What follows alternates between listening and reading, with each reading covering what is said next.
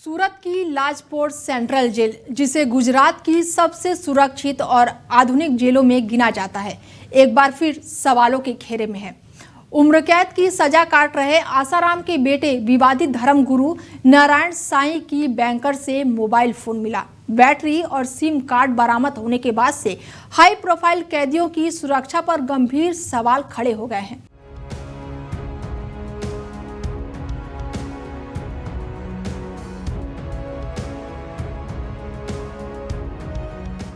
आसाराम के बेटे नारायण साईं की मुश्किलें कम होने का नाम नहीं ले रही हैं। सूरत की लाजपोर सेंट्रल जेल में 27 नवंबर की रात उस समय हड़कंप मच गया जब जेल प्रशासन को गोपनीय सूचना मिली कि बैरक नंबर 1 में बंद नारायण साईं के पास मोबाइल फ़ोन है।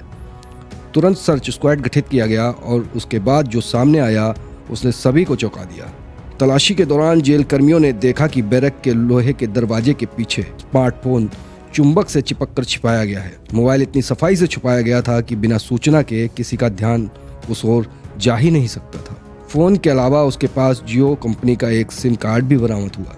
जेल अधिकारियों ने बताया कि फोन की बैटरी और सिम कार्ड पहले ही निकालकर अलग अलग जगह छुपा दिए गए थे।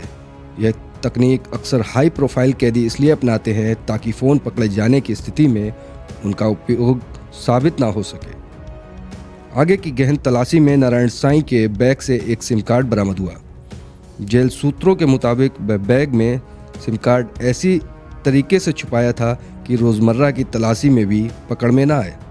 जांच में यह भी सामने आया कि मोबाइल की बैटरी को सुरक्षा के लिए सैनिटोरियम के दरवाजे के अंदर छिपाया गया था, जबकि एक अतिरिक्त सिम कार्ड को इनहेलर के अंदर रखा गया था।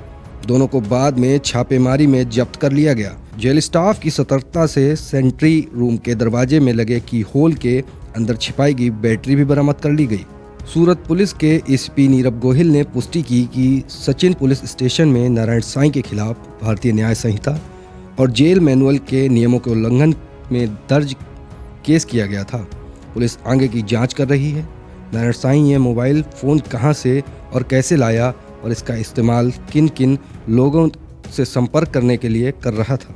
लाजपोर जेल में यह पहला मामला नहीं है। पिछले 11 महीने में जेल से 12 से अधिक मोबाइल फ़ोन बरामद किए जा चुके हैं, जो ये संकेत देता है कि सुरक्षा व्यवस्था में लगातार सेंध लग रही है और अंदर तक नेटवर्क सक्रिय है।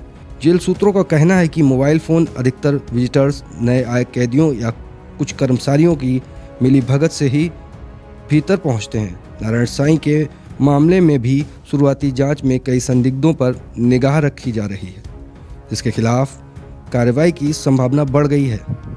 एसपी नीरव गोहिल ने बताया कि Narayan Sai Jahangirpura police station rape case में दोषी कैदी है। लाजपोर सेंट्रल जेल के स्टाफ को जानकारी मिली कि नारायण साईं ने अपनी बैरक के अंदर एक मोबाइल फ़ोन छिपा रखा है।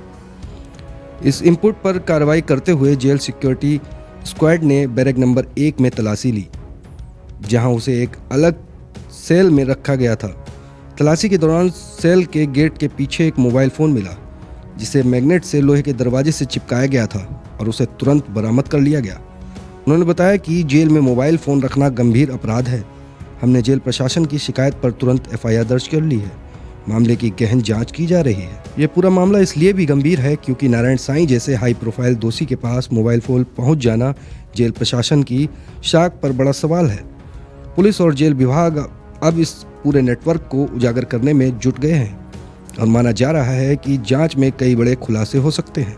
तो सूरत की लाजपोर सेंट्रल जेल में मोबाइल बरामद होने का मामला एक बार फिर सुरक्षा व्यवस्था को कटघरे में खड़ा कर रहा था। तो सूरत की लाजपोर सेंट्रल जेल में मोबाइल बरामद होने का मामला एक बार फिर सुरक्षा व्यवस्था को कटघरे में खड़ा करता नजर आ रहा है।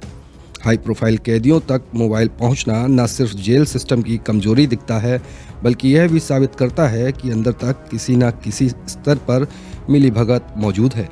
अब सभी की निगाहें पुलिस जांच पर टिकी हैं, जो आने वाले दिनों में कई परतें खोल सकती है। तो सूरत की लाजपोर सेंट्रल जेल से मोबाइल बरामद होने का ये मामला एक बार फिर से सुरक्षा व्यवस्था को कटघरे में खड़ा करता हुआ नजर आ रहा है।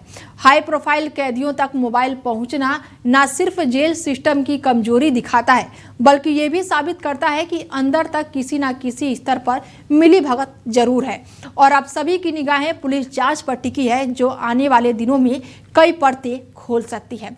फिलहाल इस खास पेशकश में मेरे साथ इतना ही। बने रहिए आप हमारे साथ और देखते रहिए डेली 24 भारत। नमस्कार।